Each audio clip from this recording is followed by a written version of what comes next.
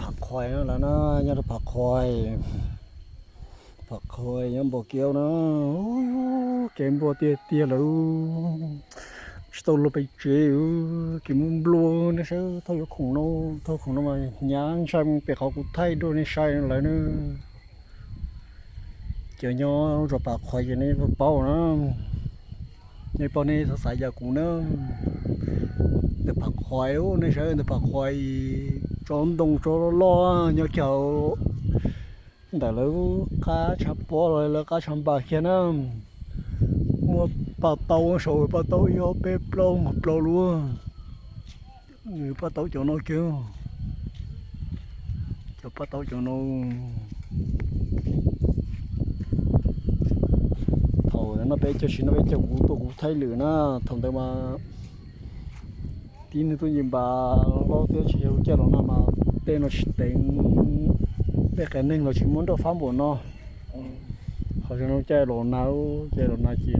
đủ lò na chỉ họ tên nó tầng đê chỉ vào chọn đó nó ha hủy thi ở ha lôi thở mà bé số xia rồi nó sai số xia nó mà lại cho nó lại cho nhu chỉ là chả nó cá nó giống thi đâu rồi lu chả bó chả ba nó na để bạc khoai nó để nó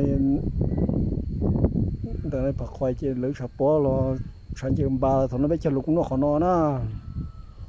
sai nó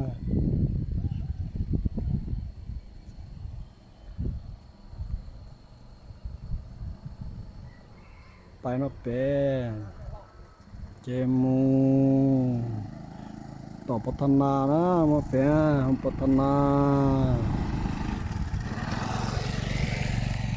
มุงโต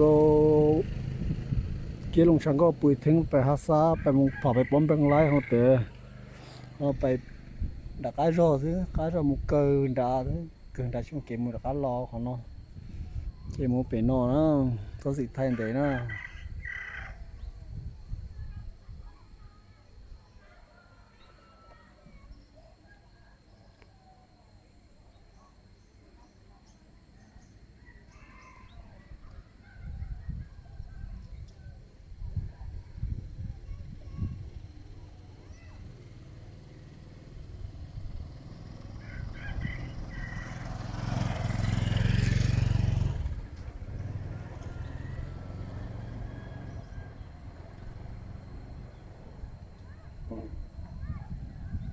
đây là đây là thay vì na, bởi vì nó sai chán này đây na.